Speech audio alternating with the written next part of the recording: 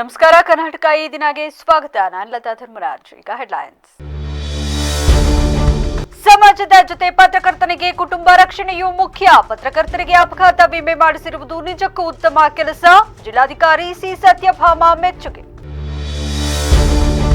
ಕೌಟುಂಬಿಕ ವ್ಯಾಜ್ಯ, ಕೋರ್ಟ್ ಎದುರು ಸಾಕ್ಷಿದಾರರ ಮೇಲೆ ಸಿನಿಮೀಯ ಶೈಲಿ ಅಟ್ಯಾಕ್.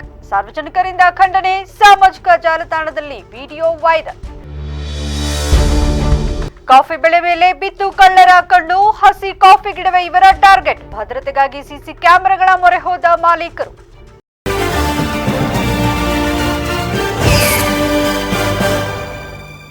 ಸದಾ ಒತ್ತಡದಲ್ಲಿ ಕೆಲಸ ಮಾಡುವ ಪತ್ರಕರ್ತರಿಗೆ ಅಪಘಾತ ವಿಮೆ ಮಾಡಿಸಿರುವುದು ನಿಜಕ್ಕೂ ಉತ್ತಮ ಕೆಲಸ ಎಂದು ಜಿಲ್ಲಾಧಿಕಾರಿ ಸಿ ಸತ್ಯಭಾಮ ಮೆಚ್ಚುಗೆ ವ್ಯಕ್ತಪಡಿಸಿದರು. ನಗರದ ಎಂಜಿ ರಸ್ತೆಯಲ್ಲಿರುವ ಗಾಂಧಿ ಭವನದಲ್ಲಿ ಹಮ್ಮಿಕೊಂಡಿದ್ದ ಜಿಲ್ಲಾ ಪತ್ರಕರ್ತರ ಸಂಘವು ನಗರ ಹಾಗೂ ಜಿಲ್ಲೆಯ ಪತ್ರಕರ್ತರಿಗೆ ಮಾಡಿಸಿರುವ ಅಪಘಾತ ವಿಮೆ ಬಾಂಡ್ ವಿತರಣೆ ಕಾರ್ಯಕ್ರಮದಲ್ಲಿ ಭಾಗವಹಿಸಿ ಮಾತನಾಡಿದ ಅವರು, ಸಮಾಜ ಸೇವೆ ಮಾಡುವ ಪತ್ರಕರ್ತನಿಗೆ ತನ್ನ ಕುಟುಂಬ ರಕ್ಷಣೆಯೂ ಮುಖ್ಯ ಆಗಿರುತ್ತದೆ. ಇಂತಹವರಿಗೆ ಅಂಚೆ ಕಚೇರಿಯಿಂದ ಬಾಂಡ್ ಮಾಡಿರುವುದು ಒಳ್ಳೆಯ ಬೆಳವಣಿಗೆ ಎಂದರು. ಇದು ಪತ್ರಕರ್ತರ ಕುಟುಂಬಕ್ಕೆ ಬಲ ತುಂಬುವ ಕೆಲಸ, ಜೊತೆಗೆ ಧೈರ್ಯ ಬರಲಿದೆ. ಹಾಸನಾಂಬೆ ತಾಯಿ ಸರ್ವರಿಗೂ ಒಳಿತು ಮಾಡಲಿ ಎಂದು ಪ್ರಾರ್ಥನೆ ಸಲ್ಲಿಸಿದರು. ಪ್ರತಿಯೊಬ್ಬರಿಗೂ ತಮ್ಮ ಜೀವನದ ಮೇಲೆ ತಮ್ಮನ್ನ ಅವಲಂಬಿಸಿರುವಂತಹ ಕುಟುಂಬಗಳ ರಕ್ಷಣೆ ಖಂಡಿತ ನಮ್ಮ ಮೊದಲ ಕರ್ತವ್ಯ. ಮೊದಲು ನನ್ನ ರಕ್ಷಣೆ, ನನ್ನ ಸುತ್ತಮುತ್ತಲಿರುವ ಆತ್ಮೀಯರ ರಕ್ಷಣೆ, ಆನಂತರ ಸಮಾಜದ ರಕ್ಷಣೆ ಅಂತಂದ್ಬಿಟ್ಟು ಈ ರೀತಿ ನಮ್ಮ ಪ್ರಿಯಾರಿಟೀಸು ಹೋಗುತ್ತೆ. ಸೊ ತಾವು ತಮ್ಮನ್ನು ನಂಬ್ಕೊಂಡಿರುವಂತಹ ಕುಟುಂಬ, ತಮ್ಮ ಹೆಂಡತಿ ಆಗಿರ್ಬೋದು, ತಮ್ಮ ಮಕ್ಕಳಾಗಿರ್ಬೋದು, ತಮ್ಮ ಬಂಧು ವರ್ಗದವರಾಗಿರ್ಬೋದು, ಅವರಿಗೆ ಒಂದು ಸಮಾಧಾನ ಕೊಡುವಂತಹ ಒಂದು ಬಾಂಡ್ ವಿತರಣೆ, ವಿಮಾ ಬಾಂಡ್ ವಿತರಣೆ ಒಂದು ಕಾರ್ಯಕ್ರಮವನ್ನು ಇದು ಮಾಡಿದ್ದೀರಾ. 360ಕ್ಕೂ ಹೆಚ್ಚು ಪತ್ರಕರ್ತರಿಗೆ ತಾವು ಈ ಬಾಂಡ್ಗಳನ್ನು, ಅಂದರೆ ವಿಮಾ bond, damages of life, damages of ನಮ್ಮ ಎಲ್ಲ ವೆಹಿಕಲ್ಸ್ಗೆ ಎಲ್ಲ ಮಾಡ್ತೀವಿ, ಏನು ಮಾಡಿದ್ದೀರಾ ಗೊತ್ತಿಲ್ಲ. ವೆಹಿಕಲ್ಸು ಅವರು ಎಲ್ಲೆಲ್ಲಿ ಹೋಗ್ತಾರೆ, ಸಣ್ಣ ಪುಟ್ಟ ಗಾಯಗಳಾದರೆ ಸೊ ಪ್ರೀಮಿಯಮ್ ಎಲ್ಲ ಇದು ಮಾಡಿದ್ದಾರೆ ಅಂತಂದ್ಬಿಟ್ಟು ಹೇಳಿದರು. ಪೋಸ್ಟ್ ಆಫೀಸಲ್ಲಿ 720 ಏನೋ ಕಟ್ಬಿಟ್ಟು. ಶ್ರವಣಬೆಳಗೊಳ ಶಾಸಕ ಸಿಎನ್ ಬಾಲಕೃಷ್ಣ ಮಾತನಾಡಿ, ಪತ್ರಕರ್ತರಿಗೆ ಭದ್ರತೆ ನೀಡುವ ಈ ಯೋಜನೆ ನಿಜಕ್ಕೂ ಅರ್ಥಪೂರ್ಣ, ಸ್ವಾಗತ ಎಂದರು. ಶಿವಾನಂದ ತಗಡೂರ್ ಅವರು 2 ಬಾರಿ ಕೆಯುಡಬ್ಲ್ಯೂವಿಜೆ ರಾಜ್ಯಾಧ್ಯಕ್ಷರಾದ ನಂತರ ಸಂಕಷ್ಟದಲ್ಲಿರುವ ಪತ್ರಕರ್ತರ ಕುಟುಂಬಕ್ಕೆ ಆರ್ಥಿಕ ನೆರವು ಕೊಡಿಸಿದ್ದಾರೆ. ಇದೀಗ ಉಚಿತ ಬಸ್ ಪಾಸ್ ಕೊಡಿಸುವ ಕೆಲಸ ಆಗುತ್ತಿದೆ. ಶಿವಾನಂದ ಮದನಗೌಡರು ಜಿಲ್ಲೆಗೆ 2 ಕಣ್ಣು ಇದ್ದ ಹಾಗೆ ಇದ್ರು. ಈ ದೇಶಕ್ಕೆ ಒಂದು ಗಣನೀಯವಾದಂಥ ಸೇವೆಯನ್ನು ಸಲ್ಲಿಸಿ ವಯೋಸಹಜ ನಮ್ಮ ಅಗಲಿರುವಂಥ ಡಾಕ್ಟರ್ ಮನಮೋಹನ್ ಸಿಂಗ್ ಅವರನ್ನು ಕೂಡ ಈ ಸಂದರ್ಭದಲ್ಲಿ ಸ್ಮರಿಸಿ ಅವರ ಆತ್ಮಕ್ಕೆ ಚಿರಶಾಂತಿಯನ್ನು ಭಗವಂತ ದಯಪಾಲಿಸ್ತಿ ಅಂತ ನಾನು ಪ್ರಾರ್ಥನೆ ಕೂಡ ಈ ಸಂದರ್ಭದಲ್ಲಿ ಮಾಡಿ, ಇವತ್ತು ನಮ್ಮ ಜಿಲ್ಲಾ ಕಾರ್ಯನಿರತ ಪತ್ರಕರ್ತರ ಸಂಘ ಒಂದು ಮಹತ್ವವಾದಂಥ ಅರ್ಥಪೂರ್ಣವಾದಂಥ ಕಾರ್ಯಕ್ರಮವನ್ನು ಆಯೋಜನೆ ಮಾಡಿದೆ. ಆದರೆ ಇವತ್ತು ತಮ್ಮೆಲ್ಲರಿಗೂ ದೈಹಿಕ ಭದ್ರತೆಯನ್ನು ಒದಗಿಸುವ ದೃಷ್ಟಿನಲ್ಲಿ ಈ ಒಂದು ವಿಮಾ ಯೋಜನೆ ನಿಮ್ಮೆಲ್ಲರಿಗೂ ಕೂಡ ಸಹಕಾರಿಯಾಗಿದೆ ಅಂತ ನಾನಾದರೂ ಕೂಡ ಭಾವಿಸಿದೆ. ಇವತ್ತು ಜಿಲ್ಲಾ ಮಟ್ಟದಲ್ಲಿ ಪ್ರತಿಯೊಬ್ಬ ಕಾರ್ಯನಿರತ ಪತ್ರಕರ್ತರಿಗೆ 500 ರೂಪಾಯಿ ಒಂದು ಸಂಘ ಭರಿಸ್ತಕ್ಕಂಥದ್ದು, ಉಳಿದದ್ದನ್ನು 220 ರೂಪಾಯಿನ ಆ ವ್ಯಕ್ತಿ ಭರಿಸ್ತಕ್ಕಂಥ ಒಂದು ಪ್ರೀಮಿಯಮನ್ನು ಮಾಡಿ, ಅದು ಆಕ್ಸಿಡೆಂಟ್ ಆಗಿ ಆದಂಥ ಸಂದರ್ಭದಲ್ಲಿ ಸಾವು ಸಂಭವಿಸಿದರೆ ಜಿಲ್ಲಾ ಪಂಚಾಯಿತಿ ಸಿಇಒ ಪೂರ್ಣಿಮಾ ಮಾತನಾಡಿ, ಇದೊಂದು ಅರ್ಥಪೂರ್ಣ ಕಾರ್ಯಕ್ರಮ. ಪತ್ರಕರ್ತರಿಗೆ ಯಾವುದೇ ಭದ್ರತೆ ಇರುವುದಿಲ್ಲ. ಇನ್ನು ಹಲವು ವಿಮೆ ಯೋಜನೆಗಳಿದ್ದು ಪತ್ರಕರ್ತರು ಅವನ್ನ ಮಾಡಿಸಿಕೊಳ್ಳಬೇಕು ಎಂದು ಸಲಹೆ ನೀಡಿದರು. ಹಾಗೆಯೇ ಪತ್ರಕರ್ತರ ಕುಟುಂಬಕ್ಕೆ ಸರ್ಕಾರದ ಕಡೆಯಿಂದ ಉಚಿತ ನಿವೇಶನ ಪಡೆದುಕೊಳ್ಳಲು ಪ್ರಯತ್ನ ಮಾಡಬೇಕು ಎಂದರು. ಇವತ್ತು ಒಂದು ಅರ್ಥಪೂರ್ಣವಾದ ಕಾರ್ಯಕ್ರಮ ಅಂತ ಅನ್ಕೊಂಡಿದ್ದೀನಿ. ಪತ್ರಕರ್ತರಿಗೆ ಒಂದು ಸೆಕ್ಯೂರ್ ಇಲ್ಲ ಅನ್ನೋದು ನಿಮಗೆ ಗೊತ್ತಿದೆ. ಒಂದು ಸೆಕ್ಯೂರ್ ಇನ್ಕಮ್ ಏನು ನಾವು ಅಂದ್ಕೊಂಡಿರೋ ಹಾಗೆ ಇರೋದಿಲ್ಲ. ನಾವು ಮತ್ತು ನಮ್ಮ ಅಧ್ಯಕ್ಷರು ಬಂದಾಗ ಬಹಳಷ್ಟು ಮಾತಾಡಿದ್ದೀವಿ ಅದ್ರ ಬಗ್ಗೆ. ಬಾಂಡ್ ವಿತರಣಾ ಕಾರ್ಯಕ್ರಮವನ್ನು, ವಿಮಾ ಬಾಂಡ್ ವಿತರಣಾ ಕಾರ್ಯಕ್ರಮವನ್ನು ಹಮ್ಮಿಕೊಂಡಿದ್ದಾರೆ. ಎಲ್ರಿಗೂ ಕೂಡ ಇವತ್ತು ತಾಲೂಕಿನ ಎಲ್ಲ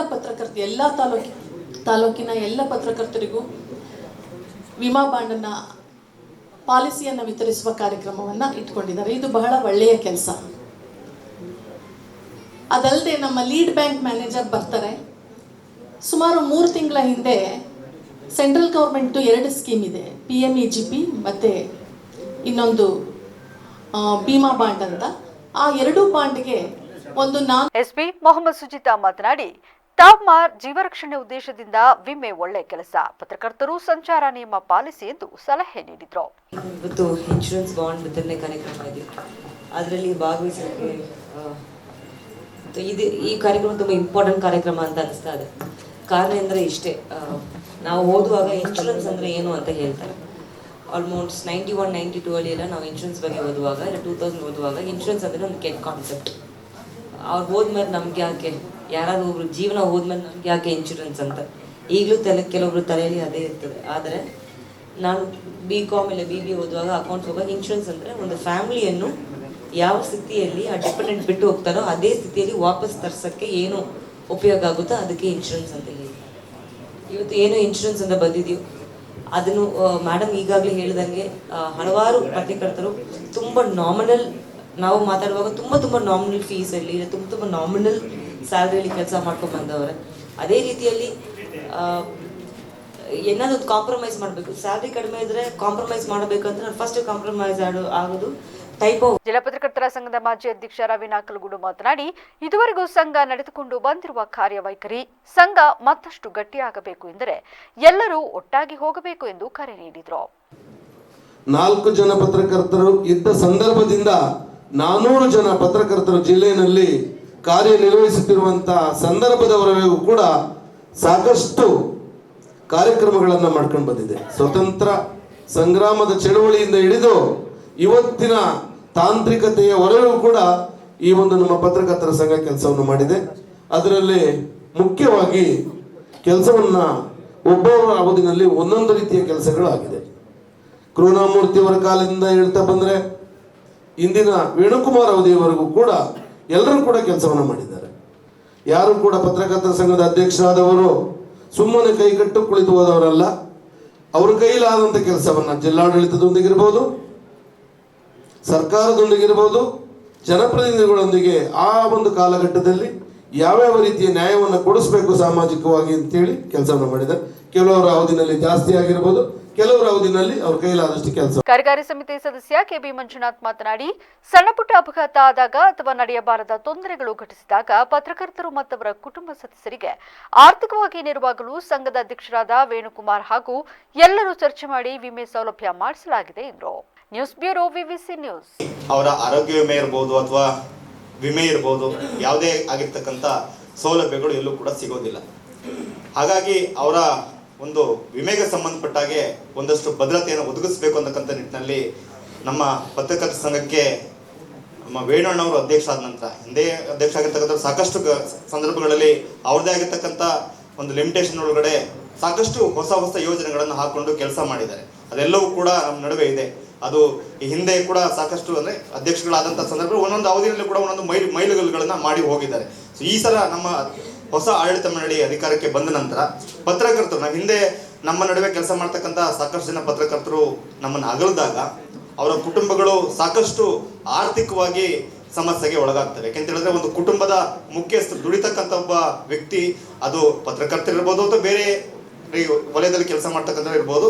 ಐತಿಹಾಸಿಕ ದಿನ ಅಂತಾನೆ ಹೇಳ್ಬೋದು. ಯಾಕಂತ ಹೇಳಿದ್ರೆ ನಾನು ನಮ್ಮ ರಾಜ್ಯ ಕಂಡಂತಹ ಈ 3 ಮುತ್ತುಗಳಿಗೆ ಆ ವೇದಿಕೆಯನ್ನು ಹಂಚ್ಕೊತಾ ಇದ್ದೀನಿ. ಅದಕ್ಕೆ ನಾನು ಸೌಭಾಗ್ಯನೇ ಅಂತಾನೆ ಹೇಳ್ಬೋದು. ಯಾಕಂತ ಹೇಳಿದ್ರೆ ಒಂದು ರಾಜ್ಯ ಕಂಡಂತಹ ಈ 3 ಜನರು, ಅದು ನಮ್ಮ ಜಿಲ್ಲೆಯ 3 ಜನರು, ನಮ್ಮ ಜಿಲ್ಲೆಗೆ ಅತ್ಯದ್ಭುತ ಒಂದು ಮೌಲ್ಯವಾದಂತಹ ಒಂದು ವಸ್ತು ಅಂತಾನೆ ಹೇಳ್ಬೋದು ಅವ್ರನ್ನ.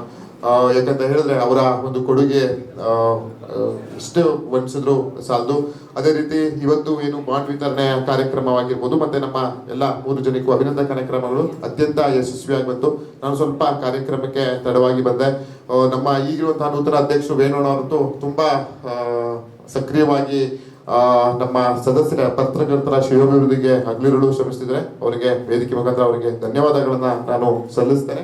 ಇದಕ್ಕಿಂತ ಮುಂಚೆ ಹಲವಾರು ಅಧ್ಯಕ್ಷರುಗಳಿದ್ರು. ಎಲ್ಲರೂ ನಮ್ಮ ಸಂಘದ ಶ್ರೇಯೋಭಿವೃದ್ಧಿಗೆ ಖಂಡಿತವಾಗಿ ಅವರೆಲ್ಲ ಸೇವೆಯನ್ನ ಸಲ್ಲಿಸಿದ್ರು. ಅವನ್ನೆಲ್ಲ ನಾವಿವತ್ತು ಪತ್ರಕರ್ತರಿಗೆ ಬಾಂಡ್ಗಳನ್ನು ಅಂದರೆ ಹೆಲ್ತ್ ವಿಮೆ, ಜೀವ ವಿಮೆಗೆ ಸಂಬಂಧಪಟ್ಟ ಬಾಂಡ್ಗಳನ್ನು ವಿತರಣೆ ಮಾಡಲಾಗಿದೆ.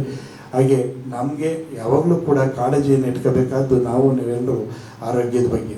ನಾವು ಎಷ್ಟು ಹಣ ಸಂಪಾದನೆ ಮಾಡಿದ್ದೀವಿ ಮುಖ್ಯ ಅಲ್ಲ, ಎಷ್ಟು ಆಸ್ತಿ ಮಾಡಿದ್ದೀವಿ ಮುಖ್ಯ ಅಲ್ಲ, ಆದರೆ ನಿಮ್ಮ ದೇಹ ಸಿರಿಯನ್ನು, ನಿಮ್ಮ ಆರೋಗ್ಯವನ್ನು ಹೇಗೆ ಇಟ್ಕೊಂಡಿದ್ದೀರಿ ಅನ್ನೋದು ಭಾಳ ಮುಖ್ಯ.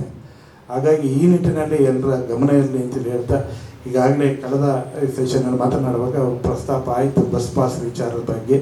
ಬಸ್ ಪಾಸ್ ಬಹುಶಃ ಈ ವಾರದಲ್ಲಿ ಮುಖ್ಯಮಂತ್ರಿಗಳು ನಮಗೆ ದಿನಾಂಕವನ್ನು ಕೊಡ್ಬೋದು ಎಲ್ಲ ಪತ್ರಕರ್ತರಿಗೆ, ಏಕೆಂದರೆ ಇದು 3 ದಶಕಗಳ ಹೋರಾಟ. ಆ ಎಲ್ಲ ಬಾಂಡ್ ಬಗ್ಗೆ ಒಂದೇ ನಿಮಿಷದಲ್ಲಿ ಮಾತನಾಡ್ತಾ ಹೇಳೋದಾದ್ರೆ, ಪತ್ರಕರ್ತರಿಗೆ ಒಂದು ಬಾಂಡ್ ಸೌಲಭ್ಯ ಕಲ್ಪಿಸಬೇಕು ಅನ್ನೋದಂತ ಒಂದು ಕಾರ್ಯ ಇದೆ.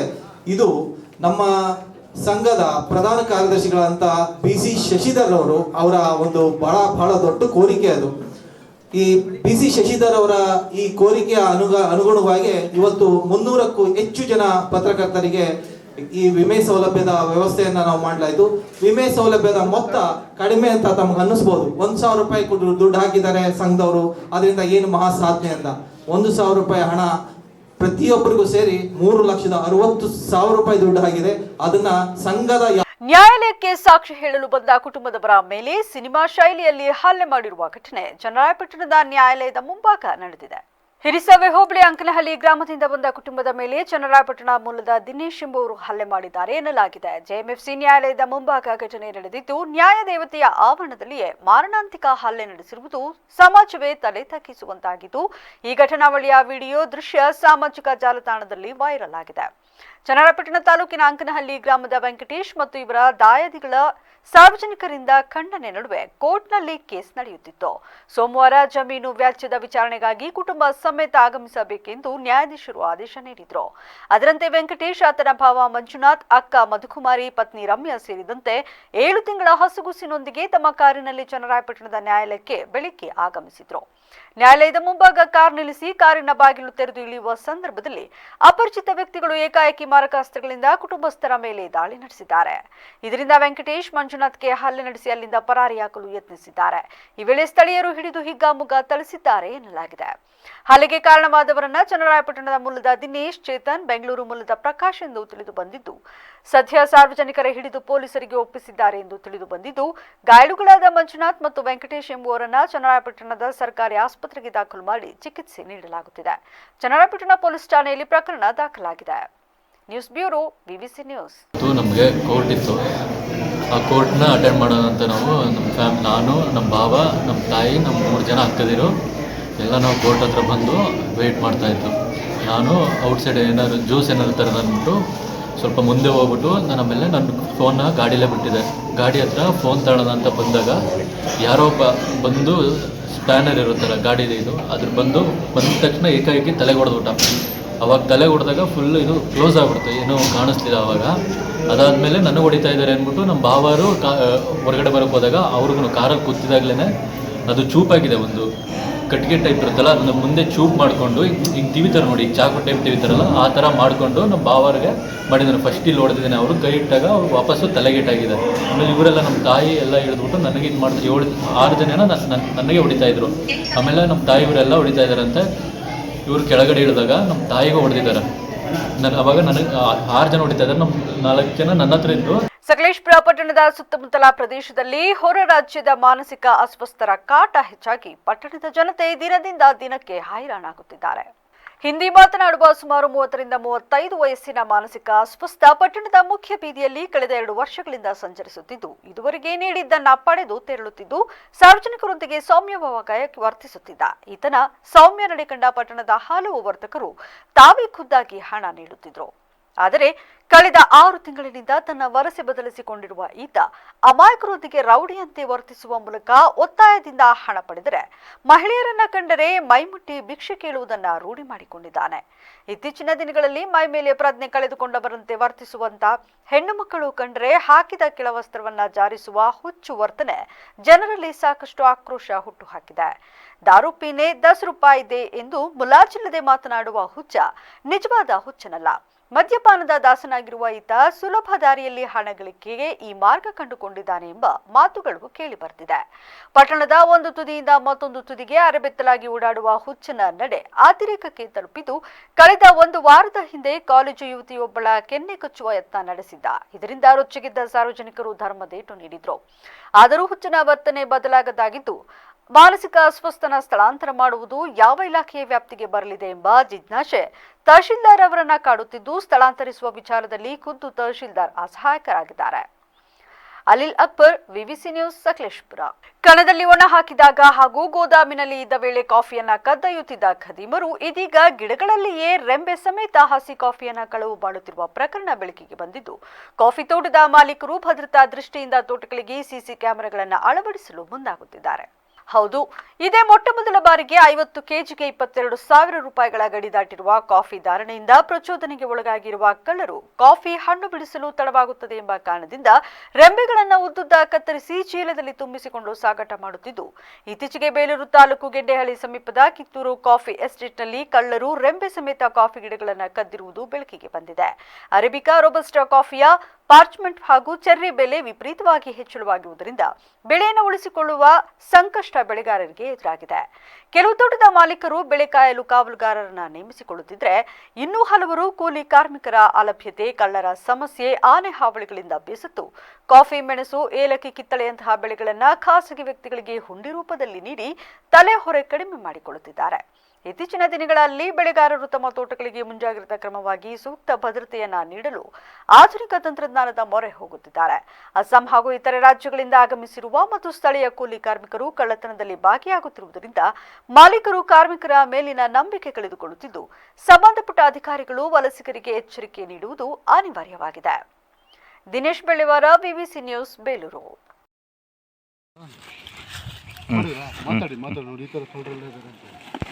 ನೋಡಿ, ನಮ್ಮ ಕಿತ್ತೂರು ಎಸ್ಟೇಟಿಂದ ಈ ಥರ ಕಾಫಿ ಕಳ್ತನ ಆಗ್ತಾಯಿದೆ. ಕಾಫಿ ಕುಯ್ದು ತಗೊಂಡು ಹೋಗ್ತಾಯಿದ್ರು. ಸುತ್ತಮುತ್ತ ಕಳ್ಳರು ಈ ಥರ ಶುರುವಾಗಿದ್ದಾರೆ. ಮೊದಲು ಕಾಫಿ ಬಿಡಿಸ್ಕೊಂಡು ತಗೊಂಡು ಹೋಗ್ತಾಯಿದ್ರು. ಈಗ ರೆಕ್ಕೆನೆ ಮುರಿದು ಒಂದೊಂದು ಗಿಡ ಪೂರ ಮೂಟಿಗೆ ತುಂಬಿಸಿ ತಗೊಂಡು ಹೋಗ್ತಾಯಿದ್ದಾರೆ. ಏನು ಮಾಡಬೇಕು? ಹಿಂಗೆ ಒಂದು ಗಿಡ ಫುಲ್ಲು ಮುರಿದು ತುಂಬಿಸಿದ್ದಾರೆ. ಏನು ಮಾಡ್ಬೇಕು ಇವ್ರಿಗೆ? ಈ ಥರ ಕಳ್ಳರಿಗೆ ಏನು ಮಾಡ್ಬೇಕು? ಯಾವ ಥರ ಬುದ್ಧಿ ಕಲಿಸ್ಬೇಕು? ಕಿತ್ತೂರು ಎಸ್ಟೇಟು ಸುತ್ತಮುತ್ತ ತೋಟದಲ್ಲಿ ಇದೇ ಥರ ಕಳ್ತನ ಆಗ್ತಾಯಿದೆ. ಇಲ್ಲಿ ಮಾತ್ರ ಅಲ್ಲ, ಏನು ಮಾಡಬೇಕು? ಈ ಥರ ನೋಡಿ, ಇಲ್ಲಿ ಒಂದು ಹೆಚ್ಚು ಕಡಿಮೆ ಒಂದು 5-6 ಗಿಡ ಫುಲ್ಲು ಕೊನೆ ಮುರಿದು ತುಂಬಿಸಿರೋದು, ಒಂದು ಮೂಟೆ ಫುಲ್ಲು. ನಮ್ಮ ಪಕ್ಕದ ತೋಟದಲ್ಲಿ ನೋಡಿ ಇದೇ ಥರ ಸಂಜೆ ಬಂದು ಕಳ್ಳರು ನಮ್ಮದು 4 ಗಂಟೆಗೆ ಎಸ್ಟೇಟು ಡ್ಯೂಟಿ ಕ್ಲೋಸ್ ಆದರೆ 4:15 5 ಗಂಟೆ ಮೇಲೆ ಬಂದು ಈ ಕೆಲಸ ಆಗ್ತಾಯಿದೆ. ಅಕ್ಕಪಕ್ಕ ತೋಟದಲ್ಲಿ ಎಲ್ಲ ಫುಲ್ಲು ತೋಟದಲ್ಲಿ ರೋಬಸ್ಟಾ ಕಾಫಿ ಕಳ್ತನ ಶುರುವಾಗಿದೆ. ಯಾರು ಅರೇಬಿಕಾ ಎಲ್ಲ. ಇಲ್ಲಿ ಒಳ್ಳೆ ಒಂದು ದೇವರಿದೆ, ಉಡ್ಚಿಲಮ್ಮ ಅಂತೇಳಿ. ಆ ದೇವರಿಗೆ ಒಂದು ಹಾಕೋಣ ಅಂತ ಇದ್ದೀವಿ ನಾವು. ಇನ್ಯಾವುದು ಕೆಲಸ ಮಾಡಲ್ಲ ಇಲ್ಲಿ. ಕಳ್ಳರು ಸಿಕ್ಕಿರಿ ನೋಡಿ, ಬುದ್ಧಿ ಕಲಿಸ್ಬೇಕು. ಚನ್ನರಾಯಪಟ್ಟಣ ತಾಲೂಕು ಕನ್ನಡ ಸಾಹಿತ್ಯ ಪರಿಷತ್ ಸಂಘಟನಾ ಕಾರ್ಯದರ್ಶಿ ಜುಬಿಯುಲ್ಲಾ ಬೇಗ್ ಮೇಲೆ ಮಾರಣಾಂತಿಕ ಹಲ್ಲೆ ನಡೆಸಿ ಕೊಲೆ ಮಾಡುವುದಾಗಿ ಬೆದರಿಕೆ ಹಾಕಿರುವ ಘಟನೆ ನಡೆದಿದೆ.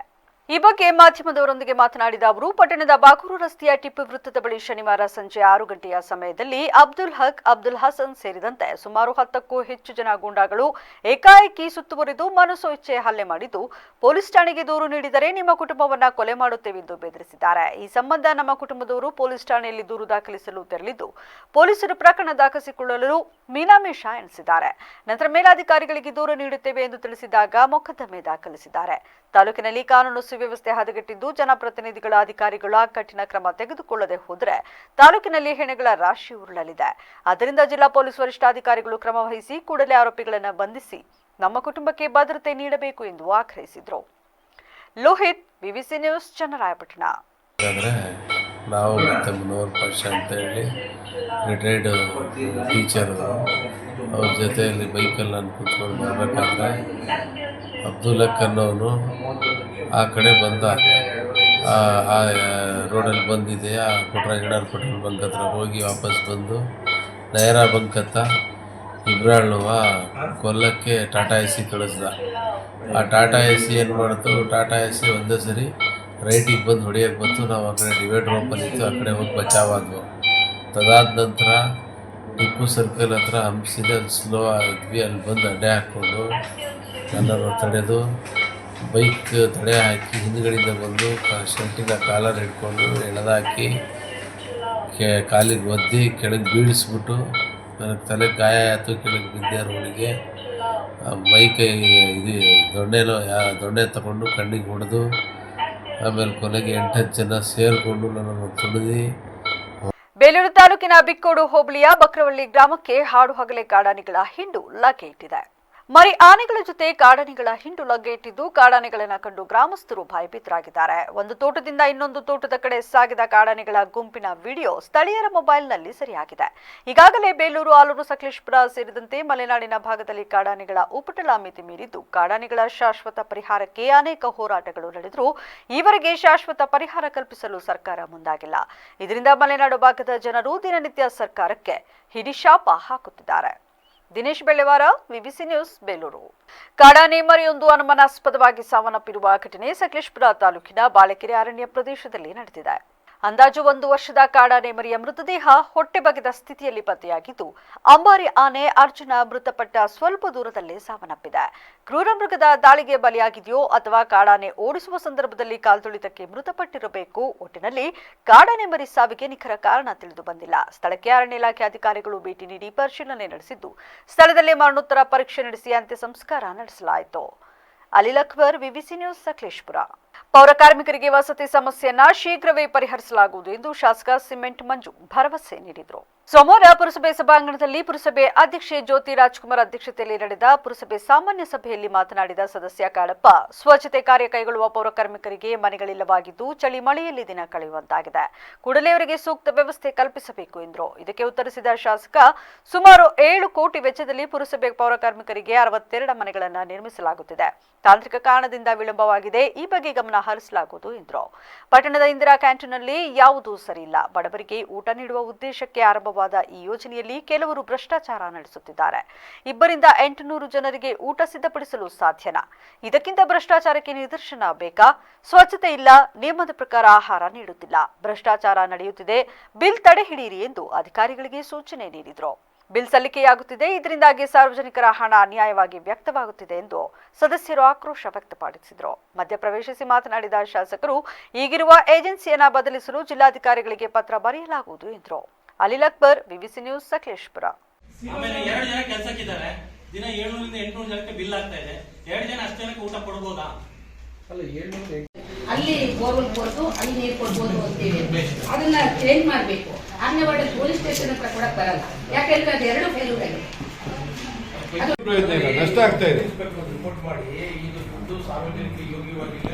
ಮಕ್ಕಳಲ್ಲಿರುವ ವ್ಯವಹಾರಿಕ ಜ್ಞಾನವನ್ನ ತೋರ್ಪಡಿಸುವುದೇ ಮಕ್ಕಳ ಸಂತೆಯ ಉದ್ದೇಶವಾಗಿದ್ದು, ಮೆಟ್ರಿಕ್ ಮೇಳದಿಂದ ಮಕ್ಕಳ ಜ್ಞಾನ ಹೆಚ್ಚಾಗುತ್ತದೆ ಎಂದು ಶಾಲಿನಿ ಇಂಟರ್ನ್ಯಾಷನಲ್ ಪಬ್ಲಿಕ್ ಸ್ಕೂಲ್ನ ಕಾರ್ಯದರ್ಶಿ ಅಶೋಕ್ ತಿಳಿಸಿದರು.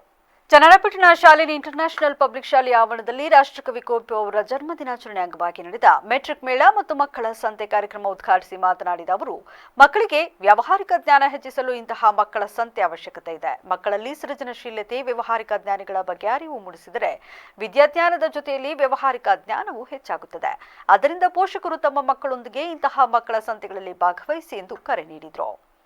ಲೋಹಿತ್, ವಿಬಿಸಿ ನ್ಯೂಸ್, ಚನ್ನರಾಯಪಟ್ಟಣ.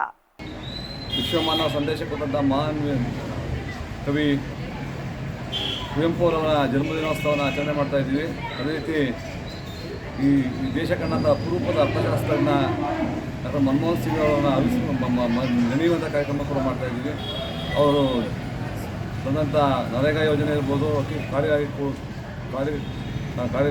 ಯೋಜನೆ ಇರ್ಬೋದು, ಇಂಥ ಯೋಜನೆಗಳನ್ನು ಮಕ್ಕಳಿಗೆ ಮನವರಿಕೆ ಮಾಡುವ ದೃಷ್ಟಿಯಿಂದ ಕಾರ್ಯಕ್ರಮ ಮಾಡ್ತಾಯಿದ್ವಿ ಮತ್ತು ಸಂತೆ ಮಾಡ್ತಾಯಿದ್ವಿ. ಮಕ್ಕಳಿಗೆ ನಮ್ಮ ದೃಷ್ಟಿಯಲ್ಲಿ ಮಕ್ಕಳು ಸಾಮಾಜಿಕವಾಗಿ, ಸಾಂಸ್ಕೃತಿಕವಾಗಿ ಹೇಗೆ ಡೆವಲಪ್ ಆಗ್ತಾರೋ ಅದೇ ರೀತಿ ವಿಜ್ಞಾನದಲ್ಲೂ ಕೂಡ ಮಕ್ಕಳು ಮುಂದೆ ಬರಬೇಕು, ಗಣಿತದಲ್ಲೂ ಮುಂದೆ ಬರಬೇಕು.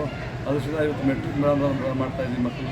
ಮಕ್ಕಳಲ್ಲಿ ಸೂಕ್ತವಾಗಿ ಅಡಗಿರುವಂಥ ಪ್ರತಿಭೆಯನ್ನು ಹೊರೆ ಹಾಕಲಿಕ್ಕೆ ಒಂದು ವೇದಿಕೆ ಇದು. ಮಕ್ಕಳಿಗೆ ಸಂತೆ ಮಾಡ್ತಾ ಇರೋದಿರ್ಬೋದು, ವಿಜ್ಞಾನ ವಸ್ತು ಪ್ರದರ್ಶನ ಇರ್ಬೋದು, ಜೀವಶಾಸ್ತ್ರ ಇರ್ಬೋದು, ಎಲ್ಲ ಭಾವನೆಗಳಿಂದ ಮಕ್ಕಳು ಮಾನಸಿಕವಾಗಿ, ದೈಹಿಕವಾಗಿ ಶಾರೀರಿಕವಾಗಿ ಬೆಳವಣಿಗೆ ಆಗುತ್ತೆ. ಅದರಿಂದ ಸುತ್ತೂರು ಜಾತ್ರಾ ಮಹೋತ್ಸವ ಪ್ರಚಾರ ರಥ ನಾಡಿನ ವಿವಿಧ ಭಾಗದಲ್ಲಿ ಸಂಚರಿಸಿ ವಿಶ್ವವಿಖ್ಯಾತ ಬೇಲೂರು ಪಟ್ಟಣಕ್ಕೆ ಆಗಮಿಸಿದ ಸಂದರ್ಭದಲ್ಲಿ ಇಲ್ಲಿನ ವಿವಿಧ ಸಂಘ ಸಂಸ್ಥೆಗಳ ಪದಾಧಿಕಾರಿಗಳು ಹಾಗೂ ಮಠದ ಅಭಿಮಾನಿಗಳು ಅತ್ಯಂತ ಅದ್ದೂರಿಯಾಗಿ ಸ್ವಾಗತಿಸಿದರು.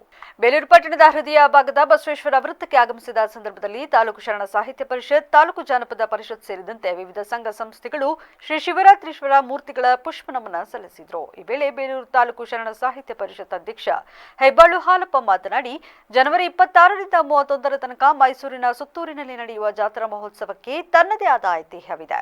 ಹತ್ತೂರು ಜಾತ್ರೆಗಿಂತ ಸುತ್ತೂರು ಜಾತ್ರೆಯನ್ನ ಒಮ್ಮೆ ನೋಡು ಎಂಬ ಗಾದೆ ಮಾತಿನಂತೆ ಜಾನಪದ ಶೈಲಿಯಲ್ಲಿ ಜಾತ್ರಾ ವಿಭಿನ್ನವಾಗಿ ಇಲ್ಲಿನ ಪರಮಪೂಜ್ಯ ಜಗದ್ಗುರು ಶ್ರೀ ಡಾಕ್ಟರ್ ಶಿವರಾತ್ರಿ ದೇಶಿಕೇಂದ್ರ ಮಹಾಸ್ವಾಮೀಜಿಗಳ ನೇತೃತ್ವದಲ್ಲಿ ನಡೆಯಲಿದ್ದು ತಾಲೂಕಿನ ಜನತೆ ಹೆಚ್ಚಿನ ಸಂಖ್ಯೆಯಲ್ಲಿ ಆಗಮಿಸಿ ಕಾರ್ಯಕ್ರಮವನ್ನು ಯಶಸ್ವಿಗೊಳಿಸುವಂತೆ ಮನವಿ ಮಾಡಿದರು.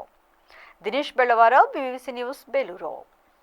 ಹತ್ತೂರು ಜಾತ್ರೆಯ ನೋಡುವ ಬದಲು ಸುತ್ತೂರು ಜಾತ್ರೆಯನ್ನು ಒಮ್ಮೆ ನೋಡು ಅಂತ ಹೇಳಿ ಜನಪದದ ಗಾದೆ ಐತಿ. ಯಾಕೆ ಅಂದ್ರೆ ಏನು ಸುತ್ತೂರು ಮಹಾಸಂಸ್ಥಾನದಲ್ಲಿ ನಡೆಯುವಂತಹ ಜಾತ್ರಾ ಮಹೋತ್ಸವಕ್ಕೆ ಸುಮಾರು 800 ವರ್ಷಗಳ ಐತಿಹಾಸಿಕ ಹಿನ್ನೆಲೆಯನ್ನು ಹೊಂದಿದೆ. ಇಂತಹ ಒಂದು ಕ್ಷೇತ್ರದಲ್ಲಿ ಡಾಕ್ಟರ್ ಶ್ರೀ ಶ್ರೀ ಶಿವರಾತ್ರಿ ದೇಶಿಕೇಂದ್ರ ಮಹಾಸ್ವಾಮಿಗಳವರ ದಿವ್ಯ ನೇತೃತ್ವದಲ್ಲಿ ಜನವರಿ 2025 ಜನವರಿ 26ರಿಂದ 31ರ ತನಕ ನಡೆಯುವಂತಹ ಅದ್ದೂರಿ ಜಾತ್ರಾ ಮಹೋತ್ಸವಕ್ಕೆ ಈಗಾಗಲೇ ನಾಡಿನ ಯುವಜಡಿಯಲ್ಲಿ ಈ ರಥ ಸಂಚರಿಸಿ ಪ್ರಚಾರವನ್ನು ನಡೆಸಿದೆ. ಹೊಳೆನರಸೀಪುರ ತಾಲೂಕಿನ ಹಳ್ಳಿ ಮೈಸೂರು ಹೋಬಳಿಯ ಹೊಸಲಕ್ಕೆಗೌಡನಕೊಪ್ಪಲು ಗ್ರಾಮದಲ್ಲಿ ಕನಕ ಆಚರಣಾ ಸಮಿತಿ ವತಿಯಿಂದ ದಾಸಶ್ರೇಷ್ಠ ಭಕ್ತ ಶ್ರೀ ಕನಕದಾಸರ 537ನೇ ಜಯಂತ್ಯೋತ್ಸವ ಹಾಗೂ ಸನ್ಮಾನ ಸಮಾರಂಭ ಕಾರ್ಯಕ್ರಮ ಯಶಸ್ವಿಯಾಗಿ ನಡೆಯಿತು. ಗ್ರಾಮದಲ್ಲಿ ಭಕ್ತ ಕನಕದಾಸರ ಭಾವಚಿತ್ರ ಮೆರವಣಿಗೆ ನಡೆಸಿದ ಬಳಿಕ ಅನ್ನ ಸಂತರ್ಪಣೆ ಮಾಡಲಾಯಿತು. ಇನ್ನು ಕಾರ್ಯಕ್ರಮದಲ್ಲಿ ಮಾಜಿ ಪ್ರಧಾನಿ ಮನಮೋಹನ್ ಸಿಂಗ್ ಅವರ ಭಾವಚಿತ್ರಕ್ಕೆ ಪುಷ್ಪಾರ್ಚನೆ ಸಲ್ಲಿಸುವ ಮೂಲಕ ಕಾರ್ಯಕ್ರಮಕ್ಕೆ ಚಾಲನೆ ನೀಡಲಾಯಿತು. ಕಾರ್ಯಕ್ರಮವನ್ನು ಉದ್ದೇಶಿಸಿ ಅರಕಲಗೂಡು ಬ್ಲಾಕ್ ಕಾಂಗ್ರೆಸ್ ಅಧ್ಯಕ್ಷ ಪ್ರಸನ್ನ ಮಾತನಾಡಿ, ಕನಕದಾಸರು ಸಂವಿಧಾನ ಪೂರ್ವದಲ್ಲಿಯೇ ವಚನಗಳ ಮೂಲಕ ಸಮಾಜದಲ್ಲಿ ಸಮಾನತೆಯನ್ನು ಸಾರಿದವರು. ಅವರ ಕೊಡುಗೆಗಳನ್ನು ನಾವು ನೆನಪು ಮಾಡಿಕೊಳ್ಳಬೇಕಾಗುತ್ತದೆ. ಕನಕದಾಸರ ಕೀರ್ತನೆಗಳು ನಮ್ಮ ಬದುಕಿಗೆ ಆಧಾರವಾಗಿದೆ ಎಂದರು. News bureau, BBC news. ಮೂಲಕ ಸಂವಿಧಾನ ಅರ್ಪಣೆ ಮಾಡಿದಂತವರು ಕನಕದಾಸರು. ಇವತ್ತು ಆ ಒಂದು ಅವರು ಕೊಟ್ಟಿರ್ತಕ್ಕಂಥ ಕೊಡುಗೆಗಳನ್ನ ನಾವೆಲ್ಲ ನೆನಪು ಮಾಡ್ಕೋಬೇಕಾಗತ್ತೆ. ಇವತ್ತು ನಾವೇ ಸಹ ಇನ್ನೇನಾದ್ರೂ ಒಂದು ಸಣ್ಣ ಇವತ್ತು ಯಾರನ್ನ ಬೆಳಗ್ಗೆಯಿಂದ ಎಷ್ಟು ಫೋನ್ ಬಂದವೆ ನಮ್ಗೆ ಅಂತ ಅಂದ್ರೆ ನಾವು ಮರ್ತಿರ್ತೀವಿ. ನಮ್ಗೆ 2 ದಿವಸದಲ್ಲಿ ಏನ್ ಊಟ ಮಾಡಿದೀವಿ ಅನ್ನೋದನ್ನ ಮರ್ತಿರ್ತೀವಿ. ಅಂತದ್ರಲ್ಲಿ ಕನಕದಾಸ ಅವರ ಸಾಧನೆಗಳನ್ನ ಇಟ್ಕೊಂಡು ನಾವೆಲ್ಲ ಬದುಕ್ತಾ ಇದೀವಿ ಅಂತ ಹೇಳಿದ್ರೆ ಅದು ಬಹಳ ಒಂದು ದೊಡ್ಡವಂತ ಕೆಲಸ. ಅಂತದ್ ಕೆಲಸನ ಇವತ್ತು ಹೊಸಲಕ್ಕೆಗೌಡ ಕಪ್ಪಲಲ್ಲಿ ಎಲ್ಲ ಯುವಕರು ಸೇರಿ ಮಾಡ್ತಕ್ಕಂಥದ್ದು ನಮ್ಮೆಲ್ಲರ ಭಾಗ್ಯ. ಇವತ್ತು ಈ ಭಾಗ್ಯದಲ್ಲಿ ನಾವು ನೋಡ್ತಾ ಇದ್ರೆ ಬಹಳ ಅನ್ಯಾಯಕ್ಕೆ ನಾವು ಒಳಗಾಗಿರ್ತಕ್ಕಂಥದ್ದು. ಸಂವಿಧಾನ ಜಾರಿಯಾಗಿ ನಮ್ಗೆ ಇಷ್ಟು ವರ್ಷ ಆದ್ರೂ ಸಹ ಹೊಳೆನರಸೀಪುರ ಮತ್ತೆ ಹಳ್ಳಿ ಮೈಸೂರು ಹೋಬಳಿನಲ್ಲಿ ನಮ್ಗೆ ಸಂವಿಧಾನ ಇನ್ನೂ ನಿಜವಾಗ್ಲೂ ಸಿಕ್ಕಿಲ್ಲ. ಯಾಕೆ ಅಂತ ಅಂದ್ರೆ ಬರ್ತಕ್ಕಂಥದ್ದು ರಸ್ತೆ ನೋಡಿದ್ರೆ ನಮಗೆ ಸಂವಿಧಾನದಲ್ಲಿ ಇದೀವೋ ಇಲ್ವೋ ಅನ್ನೋದು ನಮ್ಗೆ ಒಂಥರ ಮಲತಾಯಿ ಮಕ್ಕಳ ಧೋರಣೆ ಇವತ್ತು ನಾವು ಅನುಭವಿಸ್ತಕ್ಕಂಥ ಸ್ಥಿತಿನ ನಾವು ನೋಡ್ತಾ ಇದೀವಿ. ಎಲ್ಲೇ ಹೋದ್ರು ನಾವು ಮಂಜಣ್ಣ ಮಾತಾಡ್ತಾ ಇರ್ತೀವಿ, ಏನಾದ್ರೂ ಒಂದ್ ರೀತಿ ನ್ಯಾಯ ಒದಗಿಸ್ಬೇಕು ಮಂಜಣ್ಣ ಅಂತ ಹೇಳಿ. ಆದ್ರೆ ನಮಗೆಲ್ಲೂ ಮೈಸೂರು ಗೋಲ್ಡ್ ಇನ್ನರ್ವೀಲ್ ಕ್ಲಬ್ ವತಿಯಿಂದ ಜನವರಿ 3ರಂದು ತಾಯಿಯ ಮಡಿಲು ಕೇಂದ್ರ ಉದ್ಘಾಟನೆ ಕಾರ್ಯಕ್ರಮವನ್ನು ಹಮ್ಮಿಕೊಳ್ಳಲಾಗಿದೆ ಎಂದು ಕ್ಲಬ್ ಅಧ್ಯಕ್ಷೆ ಪ್ರೇಮಾ ರವಿ ತಿಳಿಸಿದರು. ಮೈಸೂರಿನಲ್ಲಿಂದು ಪತ್ರಿಕಾಗೋಷ್ಠಿಯಲ್ಲಿ ಈ ಬಗ್ಗೆ ಮಾಹಿತಿ ನೀಡಿದ ಅವರು, ಮೈಸೂರಿನ ಅಧಿದೇವತೆ ಶ್ರೀ ಚಾಮುಂಡೇಶ್ವರಿ ದೇವಿಯ ದರ್ಶನಕ್ಕೆಂದು ಬೆಟ್ಟಕ್ಕೆ ಬರುವ ನವಜಾತ ಶಿಶುಗಳ ತಾಯಂದಿರಿಗೆ ಮಕ್ಕಳಿಗೆ ಹಾಲುಣಿಸಲು ಅನುಕೂಲ ಮಾಡಿಕೊಡುವ ಉದ್ದೇಶದಿಂದ ತಾಯಿಯ ಮಡಿಲು ಹೆಸರಿನ ಅಡಿಯಲ್ಲಿ ಹಾಲುಣಿಸುವ ಕೇಂದ್ರವನ್ನು ಜನವರಿ 3ರಂದು ಬೆಳಗ್ಗೆ 10:30ಕ್ಕೆ ಚಾಮುಂಡಿ ಬೆಟ್ಟದ ಗ್ರಾಮ ಪಂಚಾಯಿತಿ ಅಧ್ಯಕ್ಷೆ ನಾಗರತ್ನ ಅವರ ನೇತೃತ್ವದಲ್ಲಿ ಉದ್ಘಾಟನೆ ಕಾರ್ಯಕ್ರಮ ಜರುಗಲಿದೆ ಎಂದು ತಿಳಿಸಿದರು. TS Shashikanth, BBC news, Mysuru. ತಾಯಿ ಮಡಿಲಿಂದ ಶೆಲ್ಟರ್ ಮಾಡಿದ್ವಿ ಸೊ ರೆಡಿ ಆಗಿದೆ. ಅದಕ್ಕೆ ಇನ್ವೈಟ್ ಮಾಡಬೇಕು. ಇದು ನಾಗರತ್ನ ಅಂತ ಇದ್ದಾರೆ, ಇದು ಅವರ ಅಧ್ಯಕ್ಷರು, ಅವ್ರನ್ನ ಕರೆದಿ ಇನಾಗ್ರೇಟ್ ಮಾಡೋಣ ಅಂತ ಅಂದ್ಕೊಂಡಿದ್ದೀವಿ. ಅದು ಏನಕ್ಕೋಸ್ಕರ ಮಾಡ್ತಾ ಇದ್ದೀವಿ ಅಂದರೆ ತಾಯಿಗೆ ಹಾಲು ಕುಡಿಸೋಕ್ಕೆ ಸ್ವಲ್ಪ ಮುಜುಗರ ಆಗುತ್ತಲ್ಲ, ಹಾಗಾಗಿ ಅವರ ಕುತ್ಕೊಂಡು ಮಾಡಿ 3 ಮೆಂಬರ್ಸ್ ಕುತ್ಕೊಳ್ಳೋಷ್ಟು ಜಾಗ ಮಾಡ್ಕೊಂಡಿದ್ದೀವಿ ನಮ್ಮ ಇನ್ನೊಂದು ಸಂಸ್ಥೆಯಿಂದ.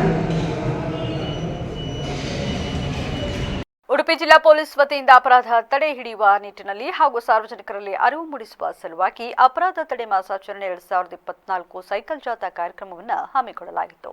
ಈ ವೇಳೆ ಪೊಲೀಸ್ ಉಪವಿಭಾಗದ ಅಧಿಕಾರಿ ಮಾತನಾಡಿ, ಇತ್ತೀಚಿನ ದಿನಗಳಲ್ಲಿ ಸೈಬರ್ ಅಪರಾಧಗಳು ಹೆಚ್ಚಾಗುತ್ತಿದ್ದು ಅಪರಿಚಿತ ಕರೆಗಳು ಬಂದಾಗ ಒಟಿಪಿಗಳನ್ನು ಶೇರ್ ಮಾಡಬಾರದು. ಅಪರಿಚಿತ ಕರೆಗಳಿಗೆ ಸ್ಪಂದಿಸಿ ಒಟಿಪಿಗಳನ್ನು ನೀಡಿದ ಅದೆಷ್ಟು ಜನರು ತಮ್ಮ ಅಕೌಂಟ್ಗಳಿಂದ ಲಕ್ಷಾಂತರ ರೂಪಾಯಿ ಹಣಗಳನ್ನು ಕಳೆದುಕೊಂಡು ವಂಚನೆಗೆ ಒಳಗಾದ ಪ್ರಕರಣಗಳು ದಾಖಲಾಗಿದೆ. ಆದ್ದರಿಂದ ಯಾರು ಅಪರಿಚಿತರ ಕರೆಗಳಿಗೆ ಸ್ಪಂದನೆ ನೀಡಬಾರದು. ಅಲ್ಲದೆ ದ್ವಿಚಕ್ರ ವಾಹನಗಳಲ್ಲಿ ಓಡಾಡುವ ಸಾರ್ವಜನಿಕರು ಕಡ್ಡಾಯವಾಗಿ ಹೆಲ್ಮೆಟ್ ಅನ್ನು ಧರಿಸಿ ವಾಹನವನ್ನು ಚಲಾಯಿಸಬೇಕೆಂದು ಕರೆ ನೀಡಿದರು. ಆರ್ತಿ ಗಿಳಿಯಾರು, ವಿವಿಸ್ ನ್ಯೂಸ್, ಉಡುಪಿ ಜಿಲ್ಲೆ. ಹನುಮಂತ ದೇವರ ಕಣಿವೆ ಮೊರಾರ್ಜಿ ವಸತಿ ಶಾಲೆ ಪ್ರಾಂಶುಪಾಲರ ಹಾಗೂ ನಿಯಮ ಪಾಲಕರ ನಿರ್ಲಕ್ಷ್ಯತೆಯಿಂದಾಗಿ ಶಾಲೆ ಅವ್ಯವಸ್ಥೆಯಿಂದ ಕೂಡಿದ್ದು ಮಕ್ಕಳ ಗೋಳು ಹೇಳತೀರದಾಗಿದೆ. ಈ ಸಂಬಂಧ ಕರ್ನಾಟಕ ರಾಜ್ಯ ರೈತ ಸಂಘ ಹಾಗೂ ಹಸಿರು ಸೇನೆ ತಾಲೂಕು ಅಧ್ಯಕ್ಷ ನಾಗರಾಜ್ ಕೆರೆಯಾಗರಹಳ್ಳಿ ಮಾತನಾಡಿ, ಹನುಮಂತ ದೇವರ ಕಣಿವೆಯ ಗುಡ್ಡದಲ್ಲಿ ಹಿಂದುಳಿದ ವರ್ಗಗಳ ಕಲ್ಯಾಣ ಇಲಾಖೆಯಿಂದ ಕೋಟ್ಯಾಂತರ ರೂಪಾಯಿ ಖರ್ಚು ಮಾಡಿ ಮೊರಾರ್ಜಿ ದೇಸಾಯಿ ವಸತಿ ಶಾಲೆಯನ್ನು ಪ್ರಾರಂಭಿಸಲಾಗಿದೆ. ವಸತಿ ನಿಲಯದಲ್ಲಿ 250 ವಿದ್ಯಾರ್ಥಿಗಳು ವ್ಯಾಸಂಗ ಮಾಡುತ್ತಾ ಶಾಲೆಗೆ ಪ್ರವೇಶಾತಿ ಪಡೆದುಕೊಂಡಿರುವ ಎಲ್ಲ ಮಕ್ಕಳು ಸಾಮಾಜಿಕ ಮತ್ತು ಶೈಕ್ಷಣಿಕವಾಗಿ ಹಿಂದುಳಿದ ವರ್ಗಗಳ ಕುಟುಂಬದಿಂದ ಬಂದವರಾಗಿದ್ದಾರೆ. ಗಂಡು ಮಕ್ಕಳು ಮತ್ತು ಹೆಣ್ಣು ಮಕ್ಕಳು ಪ್ರತ್ಯೇಕವಾಗಿ ಇರುವ ವಸತಿ ನಿಲಯಗಳಲ್ಲಿ ಕಳೆದ 1 ವರ್ಷಗಳಿಂದ ಮಕ್ಕಳಿಗೆ ಬಿಸಿ ನೀರು ಸಿಗುತ್ತಿಲ್ಲ. ಇದರಿಂದ ಸ್ನಾನಕ್ಕೆ ಬಿಸಿ ನೀರು ಸಿಗದೆ ತಣ್ಣೀರಿನಲ್ಲಿ ವಿದ್ಯಾರ್ಥಿಗಳು ಸ್ನಾನ ಮಾಡುತ್ತಿದ್ದಾರೆ. ಇದರಿಂದ ಮಕ್ಕಳಲ್ಲಿ ವಿಪರೀತ ಶೀತವಾಗಿ ಅನಾರೋಗ್ಯಕ್ಕೆ ತುತ್ತಾಗಿದ್ದಾರೆ ಎಂಬುದು ಪೋಷಕರ ಆರೋಪವಾಗಿದೆ. ಇನ್ನು ವಿದ್ಯಾರ್ಥಿಗಳಿಗೆ ಬೆಚ್ಚಗಿನ ಹಾಸಿಗೆ ಇಲ್ಲ, ಮಂಚದ ವ್ಯವಸ್ಥೆ, ಸರಿಯಾದ ಊಟದ ವ್ಯವಸ್ಥೆ ಇಲ್ಲದಂತಾಗಿದ್ದು, ಇದನ್ನು ಸರಿಪಡಿಸುವ ನಿಟ್ಟಿನಲ್ಲಿ ಪ್ರಾಂಶುಪಾಲರು ಹಾಗೂ ನಿಯಮ ಪಾಲಕರು ವಿಫಲಗೊಂಡಿದ್ದಾರೆ. ಆದ್ದರಿಂದ ಇನ್ನಾದರೂ ಸಂಬಂಧಪಟ್ಟ ಅಧಿಕಾರಿಗಳು ಇದ್ದ ಗಮನ ಹರಿಸಿ ವಸತಿ ಶಾಲೆಯಲ್ಲಿನ ಅವ್ಯವಸ್ಥೆ ಸರಿಪಡಿಸಬೇಕೆಂದು ಮನವಿ ಮಾಡಿದರು. Shridhar Chitrahalli, VVC news, Holalkere. ಶ್ರೀ ಕುದುರೆ ಬೀರಪ್ಪ ಹಾಗೂ ಶ್ರೀ ಮುಖ್ಯ ಪ್ರಾಣ ಹನುಮಂತ ದೇವಸ್ಥಾನ ಆಡಳಿತ ಕಮಿಟಿ, ನಾಯಕ್ ಹೆಲ್ತ್ ಸೆಂಟರ್ ಸೇರಿದಂತೆ ವಿವಿಧ ಸಂಸ್ಥೆಗಳ ಸಂಯುಕ್ತಾಶ್ರಯದಲ್ಲಿ ಭಾನುವಾರ ತಾಲೂಕಿನ ಚೌತಿನಿ ಶ್ರೀ ಕುದುರೆ ಬೀರಪ್ಪ ದೇವಸ್ಥಾನದ ಸಭಾಭವನದಲ್ಲಿ ಉಚಿತ ಕಣ್ಣು ಹಾಗೂ ದಂತ ಚಿಕಿತ್ಸಾ ಶಿಬಿರವನ್ನು ಏರ್ಪಡಿಸಲಾಗಿತ್ತು.